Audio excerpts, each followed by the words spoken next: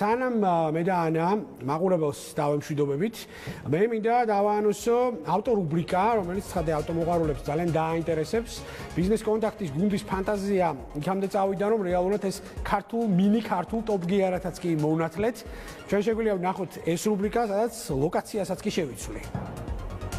მაშასე გამოსვდი ბიზნეს კონტაქტის სტუდიას და მოვედი აქ ავტობანში, როგორც ავტომფლობელი, ცხადე მაინტერესებს ნებისმიერი მიმართულება, რაც ეხება ავტომობილს.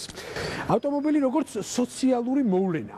ამ ყველაფერზე არც მეტი არც ნაკლები ჩვენს რუბრიკაში ვისაუბრებთ, რომელიც იმდენად ამბიციურია, რომ არც მეტი არც ნაკლები ქართული ტოპ-გიარი იქნება. გადატანით თუ პირდაპირ მნიშვნელობით. ამ ყველაფერში კი, რა თქმა უნდა, ტოპ-გიარის ტემპერატურის აწევაში ავტობანის დამფუძნებელი, აქაურობის დამფუძნებელი ბატონი ბაკურ ხუნდაძე დამეხმარება, რომელიც დღევანდელი ჩვენი მასპინძელია. ავტომობილი როგორც სოციალური მოვლენა, აი ამ რუბრიკას გახსნილად ვაცხადებ და შესაბამისად პირველი თემა, რადგან ჩვენ ყურადღებას გამომახვილებთ, ეს არის ფალსიფიკაცია. ბატონო ბაკურ, მოგესალმებით. ძალიან დიდი მადლობა მასპინძლობისთვის პირველ რიგში, როგორია განწყობა? ჩვენიერი. ძალიან კარგი. მეგონით ჯობია დავიწყოთ უკვე კონკრეტული საუბარი ფალსიფიკაციის თემასთან დაკავშირებით. საკმაოდ აქტუალური თემაა და მოდი ჩამოვსვით. მე დიდია მაქვს საბურავზე ჩამოვშდი. საბურავზე? დიდი სიამოვნებით არ არის პრობლემა. ბიზნეს კონტაქტის მაყურებელი იხილავს პირველად ბიზნეს კონტაქტის წამყვანს, რომელიც ჩამოждდება საბურავზე. ნახოთ როგორ გაამართლებს. წავედით, მოკლედ ნახოთ ძალიან მაგარი ჩამოვждეთ საბურავზე. თან ესეთი მყარბორტიანი საბურავია, რომელიც შეგვიძლია მყარად ჩამოვждეთ, ნუ შეგეშინდება. კაი ბატონო, მე მგონი კომფორტულად ვზივარ შემიფასონ ბიჭებმა. მოკლედ ბატონო ბაკური, ძალიან დიდი მადლობა მასპინძლობისთვის. ფალსიფიკაცია, რომელიც რა თქმა უნდა ჩვენს მაყურებელს და ბიზნესს აინტერესებს პირველ რიგში, რამდენად მძაფრად დგას დღესდღეობით ეს პრობლემა ბაზარზე და გეგულებათ თუ არა ამ შემთხვევაში როგორც ბაზარზე ერთ-ერთი ყველაზე მსხვილ მოთამაშეს მისი კონკრეტულად გადაჭრის გზები. სამი როგორ რაღაცა იცი, მოსახლეობა შეიძლება ამას ვერ ამჩნევდეს, მაგრამ იმდენად არის ფალსიფიკაცია მოდებული ჩვენ ბაზარზე. ამ სფეროში ხონო წალეკილია ყველაფერი, სხვა კვების პროდუქტებშიც არის, მაგრამ ამ სფეროში ძალიან მარტივია ტყუილი და თუ ადამიანები ამის სპეციალისტები არიან და ვინც ამ სფეროში მუშაობს, თუ იმან იკადრა ტყუილის დამკვიდრება საკმაოდ მარტივია, იმიტომ რომ მოხმარებელი შენი საკმაოდ არაპროფესიონალია. თუ კარაქის შერჩევაში ასე თუ გემოვნებით თვისებები არსებობს და შეიძლება ამ გემოვნებით თვისებებით არჩიო თქვა რას ყიდულებ, აქ ამისი გამოცდა არის დრო. და როცა ადამიანი ყიდულობს ფალსიფიკაციას, ის დროში ხვდება გაწეილ მდგომარეობაში თუ რა შეცდომა დაუშვა. ჩვენი კლიენტურა მაგალითად არის ის ადამიანები, ვინც უკვე ორჯერ მოიხმარა, სამჯერ მოიხმარა ფალსიფიცირებული პროდუქტი და ბოლოს აი ხელოსანს რომ მოკიდეს ხელი და უთხრესო ვითხარი ახლა სად ვიყიდო ნამდვილი ნაწილი ვითხარი ახლა რანაირად დავაღწიო ამ ჩაკეტი წრეს თავი რომ ნუ ერთი წელიწადია ნაწილს ცვლი და ვერ ამოვედი ამ გომარება მე ვეუბნებია რომ წადი ავტობანში და ნუ დარწმუნებული იქნები რომ უკვე 10 წელი ორი მიმართულებით იშლება ჩვენი საუბარი. პირველი ეს რა თქმა უნდა ბიზნესის ინტერესები, რომელიც ცალსახად ილახება, რადგანაც თუ ამ შემთხვევაში მარეგულირებელი ორგანო ვერ არის მოწოდების სიმაღლეზე, ან შესაბამისად მარეგულირებელი ბერკეტი არ არსებობს, რომელიც ფალსიფიცირების ასპექტს დაარეგულირებს. და მეორე მხრივ უკვე მომხმარებელთა უფლება. ძალიან მაინტერესებს ეს ორივე მიმართულება რო ჩავშალოთ დღევანდელ საუბარში. თითოეული ჩემს მიერ დასახელებული ასპექტი, როგორ ზარალდება იქიდან გამომდინარე, რომ შესაბამისი ბერკეტი არ არსებობს. და გვეუწყდა მესამე. ეს არის სახელმწიფო, რომელიც ვერ იღებს გადასახადებს. რა თქმა უნდა, იქ იმალება საკმაოდ დიდი გადასახადები. რეალურად თეთრად მომუშავე ოფიციალური დილერები არიან ერთადერთი შემსები ბიუჯეტის კომპანიები, რომელიც ლეგალურად მუშაობენ და ანუ ამათ ყველაზე მეტად უტყავს ეს ფალსიფიკაცია, როგორც სახელმწიფო კარგავს საკმაოდ დიდ დანაკლის ბიუჯეტში. მეორე, კლიენტი არის ძალიან დაზარალებული დროის მხრივ, ფულის მხრივ, რა ვიცი ხა, თუ მას დრო არა აქვს ფასეული, შეუძლია იაროს და ცვალოს ეს დეტალები და საკმაოდ დიდი თანხა დაუშვდეს. და მეორე მხრივ არის ის, რომ ამაში გათვითცნობიერებისთვის არ არის საჭირო შენ გახდე ავტომობილისტი რა. ეს სახელმწიფო უნდა უზრუნველყოს, რომ ადამიანმა იყიდო ის, რაც აწერია. ჩვენ ხო ძალიან მაგრა ბრაზდებით, როდესაც ხვანჭკარის ფალსიფიკაციას გვიკეთებენ. როგორც ერი ბრაზდებით, ხო? ესევე გარკვეული ის კომპანიები, რომელიც ჩვენთან არის წარმოდგენილი, ეს არის ლიდერი კომპანიები თავის სფეროში. არიან იაპონიის ლიდერი კომპანიები, გერმანიის ლიდერი კომპანიები. როგორ გითხრათ, ჩვენ ვართ წარმომადგენლები დენსოს, რომელსაც 44 მილიარდი დოლარი აქვს ბრუნვა. ვართ წარმომადგენლები აისინის, რომელსაც 21 მილიარდი აქვს ბრუნვა. წარმოგიდგენთ ეს სახელმწიფო დადონეზე ისინი იმპერატორის ჯილდო აქვს მიღებული დენსოს. ანგელა მერკელის ტონებს და ზეტებს, რომელსაც 22 მილიარდი აქვს ბრუნვა.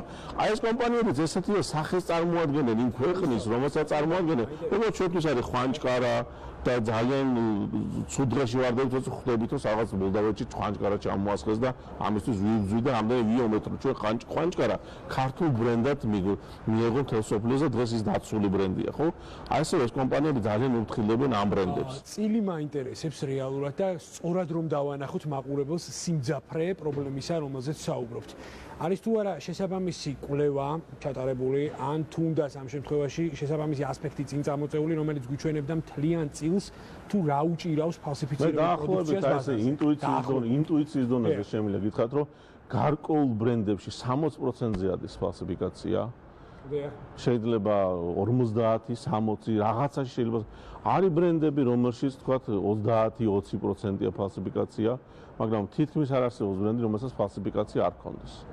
და შესაბამისად მაინტერესებს უკვე ბატონო ბაკურ ორგანო, სახელმწიფო შტო, რომელსაც ხელეწიფება ამ ყველაფერს დაახლოებით წელიწად ნახევრის წინ ჩვენ ძალიან მოვთხოვეთ ჩვენს კომპანიებს, რომ მათ დაეფიქსირებინათ ქართულ ბაზარზე როგორც ინტელექტუალურ საკუთრებას საკუთარი ბრენდები. მათ ამის კეთება დაიწყეს. მაშინ სახელმწიფოს ძალიან მკვეთრი ესეთი წარმოდგენა გამოიტანა, რომ მას სურს დაიცვას ბრენდები და ინტელექტუალურ საკუთრება. მაგრამ მე იმის გამო, რომ ის კომპანიები, ვინც ფალსიფიკაციით იყვნენ დაკავებული, საკმაოდ დარტყმას აყენებდა. ეს არ ვიცი მათი ინტერესები რატო დააყენა ამაზე წინ. იმ პერიოდში რაღაც ისეთი სიტუაცია იყო, მორატორიუმი გამოცხადდა ამ თემაზე. ბრენდები დაფიქსირდნენ და უკვე საქონლის ამოღებაზე, შეჩერებაზე რაღაც რამოდენიმე ტვირთი შეჩერდა. ამას მოყვა ძალიან დიდი ლობის, რაღაც ჩართვა, რომ არ იქა ეს რაც გვიშვებით იქ. მაგალითად ლენფორდერის სადღაც ერთი კონტეინერი გააჩერეს, რომელიც მე ყუთებიდან ამოიღეს და უყუთებო. ესეც არ შეიძლება. მესმის იმ ადამიანების მდგომარეობა, რომელიც ამ ტყუილზე ცხოვრობენ, მაგრამ რეალურად უნდა განადგურებული იყოს საქონელი, მაგრამ დაუბრუნეს ყუთის გარეშე. დასაგებია. სანამ საუბარს განვაგრძობთ, აქვე მინდა გთხოვოთ, რომ იქნებ როგორმე პატარა ექსკურსიც გაგვიწიოთ, საკმაოდ დიდ და მასშტაბურ პავილიონში, სადაც ახლა ჩვენ ვიმყოფებით. კავკასიაში ერთ-ერთი საუკეთესო კონცენტრირებული ლოჯისტიკური ცენტრი. კი ბატონო, დიდი სიამოვნებით შეგვიძლია დავემშვიდობოთ აი ამ საბურავს, რომელსაც კომფორტულია, ხო? კომფორტულია დავამკვიდრებ, ამას აუცილებლად ჩემს გადაცემაშიც პირობას ვდებ მაყურებელთან.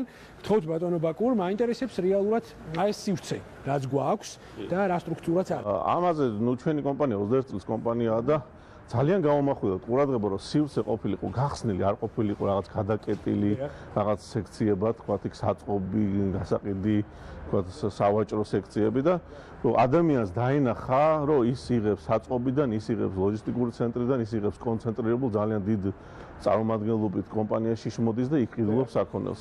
მე მაინტერესებს, არსებობს თუ არა შესაბამისი სახელმწიფო შტო, რომელსაც ხელეწიფება ბიზნესის პრობლემებზე მუშაობა, ბიზნესთან კომუნიკაცია და მათ შორის აი ფალსიფიკაციის ჭრილში რომ ვისაუბროთ, აი რომელ სახელმწიფო უწყებასთან გქონიათ კომუნიკაცია? სანდრო, ეს ძალიან ისეთ საიდუმლოს გაგემხელ რა. კი ბატონო. მიუხედავად იმისა, რომ კომპანია არის 21 წლის და მიმაჩნია რაღაც მეორეა სახელმწიფოში თავის ვიწრო ნიშურ განვითარებაში. არც ერთი ტენდერი არ აქვს ცხოვრებაში მოგებული, არც მონაწილეობა არ მიუღია და არანაირ სახელმწიფო ჩინოვნიკთან ცხოვრება შეხება არ მქონია. მოდი ერთ ისეთ საინტერესო თემას გეტყვი, ბოლო ჩინოვნიკი, რომელიც ცხოვრებაში ხელი ჩამოვართ, იყო ზვიად გამსახურდი. დაახლოებით 25 წელიწადზე არც ერთ ჩინოვნიკთან შეხება არ მქონია. და აი ეს ჩემი კომპანიისთვის მიმაჩნია ძალიან დიდ პლუსად, არანაირ სახელმწიფო შეხება და სახელმწიფო სუბსიდირება არ გააჩნია ჩვენ კომპანიას. ჩვენ ვართ იმ კლიენტზე დამოკიდებული, რომელიც თვითონ არჩევს სად წავიდეთ. კი ბატონო, ეს ძალიან კარგია, თუმცა აი იგივე ვთქვათ, როდესაც საუბრობთ პრობლემატიკაზე, მე მაინტერესებს აი მაგალითისთვის აი თუნდაც ფალსიფიცირების საკითხი. ნუ ამ მიმართულებით მოგვიწია ხო, იმიტომ რომ კომპანიებმა მოგთხოვეს რომ ჩვენ ჩართული ყოფილიყავით მათი ინტელექტუალური საკუთრების დაცვის მექანიზმში, ეს დაიწყეთ წელიწადნახევრის წინ. ისინი როდესაც შედიოდნენ განაცხადეთ უკვე ბარსელონის ოფისში, შემდეგ ის ეძებდა ასევე ადგილობრივ იურიდიულ კომპანიას და იმ კომპანიების არჩევაში ვეხმარებოდით გვეპოვა კომპანია, რომელიც მათ უფლებებს დაიცავდა. რამოდენიმე ესეთი კომპანია მოვნახეთ, მე მათ გადაწყვიტეთ ვისთანაირად შეერთდეთ და ჩვენ კონსულტაციას უწევდით ბაზარზე სად ეძებნათ ფალსიფიკაცია, რომელ საბაჟოზე უფრო შემოედინებოდა. იგი რა დავინახეთ, ეხლა ხელში მიჭირავს ერთ-ერთი ბრენდირებული კომპანიის ფალსიფიცირება ხდება. რომლის ასევე ხდება ფალსიფიცირება. შეგნებულად ვცვალ ამ კითხვას, თქვენს მიერ დასახელებული აქტივობები, თქვენს მიერ დასახელებული შეგონებები და შეძახილება. ჩვენ ვერ ვიაქტურებთ ეს ინტელექტუალური საკუთრება ეკუთვნის კომპანიას ტექსტარს. თუმცა ამ შემთხვევაში უბრალოდ როგორც წარმომადგენელი ხელშეწყობა გვევალებოთ და ამ დონეზე მივეხმარეთ, მაგრამ ხო გითხარით მორატორიუმი გამოცხადა, აი მათში როდესაც დაძრული იყო ეს თემები, გამოცხადა მორატორიუმი, იმიტომ შეეხო ძალიან დიდ ბიზნეს ჯგუფებს. ბიზნეს ჯგუფებს დღესდღეობით გავართ თუ არა ანალოგიური პრობლემის. რა თქმა უნდა, ისე გრძელდება. პირიქით მათ გაშალეს ფრთები, ეგ კი არა ეს მოდი ზეტებზე ვლაპარაკობთ წეგან, ეს არის ევროპის კი არა, მსოფლიოს ერთ-ერთი უდიდესი მწარმოებელი. თითქმის მარტო გერმანული, ფრანგული და იტალიური მანქანები კი არა, ძალიან ბევრი იაპონური კომპანიის დაკიდებას, ხიდს, კოლოფს ესენი აწარმოებენ. ნისანს აწოდებენ კოლოფებს, ხიდებს, ნუ გერმანულ მანქანებზე ლაპარაკი ზედმეტია. მოგითხარით 22 მილიარდი აქვს ბრუნვა, ერთ-ერთი ყველაზე ფალსიფიცირებული ბრენდია საქართველოში. დღეს ადრე თუ რაღაცა გარჩევა შეიძლება, დღეს თითქმის იდენტური კოლოფები გააკეთეს. რა თქმა უნდა, შიგნიდან პროდუქცია 10 თაობით უფრო უხარისხოა ვიდრე ეს. მესმის. მოდი ავიღოთ კიდევ ერთი სახელმწიფო შტო და სახელმწიფო უწყება, რომლის ყოველ შემთხვევაში პრეროგატივა და უფლებამოსილება არის რეალურად ბაზარზე ამ მიმართულების დარეგულირება. კონკურენციის საქმეზე მინდა გითხოთ, რამდენად არის ჩართული? მათ არ შევხებივართ. ჩვენ შევეხეთ ამ ინტელექტუალურ საკუთრების მცხეთაში რო არის განლაგებული, იქ ვიყავით. ეს დღევანდელი ჩვენი საუბარი არის რეალურად ძალიან კარგი ილუსტრაცია იმისა, რომ ჩვენი ეს პრობლემატიკა, რომელზეც ახლა ვსახავთ და ვსაუბრობთ, ყურად იყოს შესაბამისმა უწყებამ. შესაბამისად მაინტერესებს ახლო პერიოდში რა ნაბიჯების გადადგმას აპირებთ, რომ შესაბამისმა უწყებებმა ეს ყველაფერი ყურად იღონ, მოაგვარონ საკანონმდებლო და არჩევნები დასრულდა. ხო, მე მგონი რომ ეს მორატორიუმი უნდა მოიხსნას, იმიტომ რომ დღეს როგორც ლაპარაკობდით, სახელმწიფოს ბევრი არაპოპულარული ნაბიჯის გადადგმა მოუწევს, თუ უნდა რომ მან წესრიგი დაამყაროს სახელმწიფოში, რეგულაციები დაანერგოს, მithmetis აი უკვე დაანოსდა რაღაც არაპოპულარული ნაბიჯები და მიმაჩნია რომ ეს უნდა გაკეთდეს მიუხედავად იმისა, არაპოპულარულია. ესეც ერთ-ერთი ნაბიჯი იქ გახდება ალბათ ჯერ არ ძალიათ ამის. ჩვენს ერთ-ერთ ეთერში ძალიან კარგად მახსოვს ბატონო ბაკუ, საუბრობდით აქციზის განაკვეთის გაზრდაზე ავტომობილების რეექსპორტის შემთხვევაში. როდესაც საქმე ეხება იგივე ავტომობილების ინდუსტრიას და რეალურად ქართული ბაზრის კონიუნქტურას, ძალიან ბევრი საუბრობს იმაზე, რომ საქართველოს მთავრობას ამ მიმართულებით აკლია უკომპრომისობა და რავს გულისხმობ? გულისხმობ იმას, რომ როდესაც მაგალითისთვის სიტყვაზე ირაკლი ღარიბაშვილის ფორმაციის მთავრობის დროს დაანონსდა მარჯვენა საჭიანი ავტომობილების რეგისტრაციის აკრძალვა, რეალურად ეს მხოლოდ იყო დაანონსება და რეალურად პრაქტიკული ნაბიჯები ამ მიმართულებით დღემდე არ გვინახავს.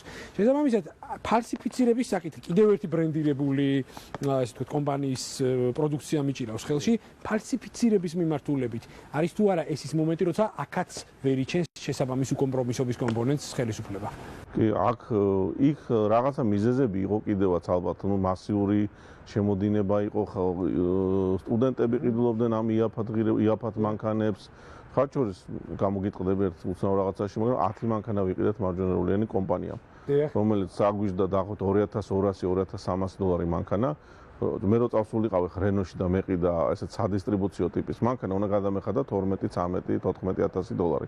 2200 დოლარად ვიყიდე აბსოლუტურად ახალი მანქანები.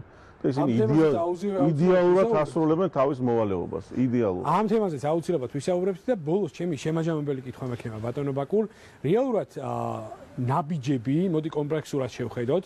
ერთის მხრივ ჩვენ გვაქვს ევროპასთან ასოცირების ხელშეკრულება, რომელიც სატრანსპორტო სისტემის რეგულირებას გვავალდებულებს და მეორეს მხრივ არსებობს ის სოციალური ფაქტორები, რაც საზოგადოებაში არის დამკვიდრებული. რამდენად სწორად მიყვება ხელისუფლება საავტომობილო სფეროში არსებულ პრობლემებს და მის გადაჭრის გზებს. აუ, იცი რა ძნელი მდგომარეობაში ვართ ხა. მე ვატყობ, რომ სახელმწიფო ძალიან გაიჭედა ვალდებულებებსა და მოსახლეობას შორის. ძალიან გაიჭედა არა მარტო ამ სფეროში.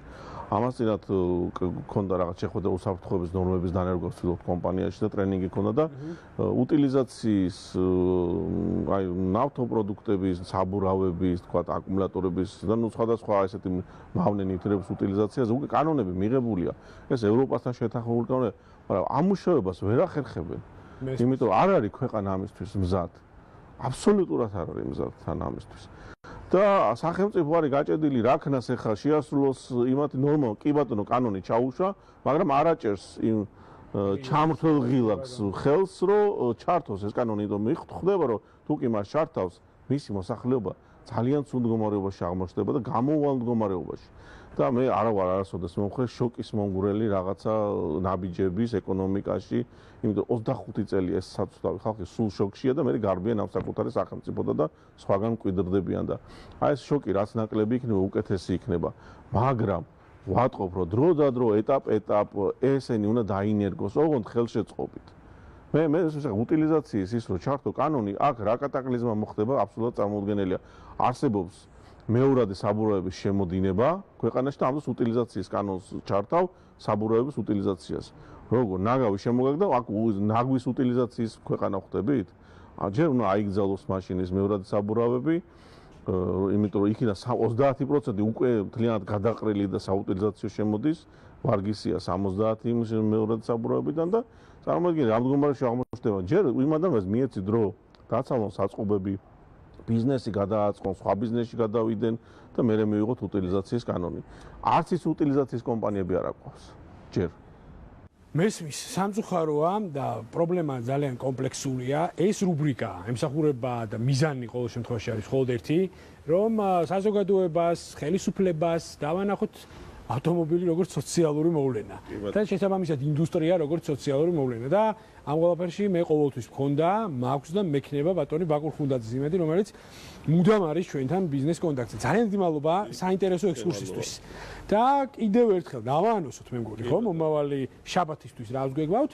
მომავალ შაბათს ჩვენ გავწდებით ამ სივრცეს და მომავალ შაბათს მაყურებელს შევთამაზებთ რუბრიკას რუსთავის ავტოსადგომიდან. კლიანობაში სადაც ვისაუბრებთ როგორც რეექსპორტის ასპექტებზე, ასევე ბოლო პერიოდში გახმაურებული მთავრობის სხდომის მიმართულებაზე, სადაც იყო აქციზის განაკვეთის ზრდა და ანონსებული საავტომობილო მიმართულებით. დაგველოდეთ და შორს არ წახვიდეთ. დიდი მადლობა. მაშასე ამ დროისთვის სულ ეს იყო მსგავსი რუბრიკები, საინტერესო აქცენტები და სტუმრები რა თქმა უნდა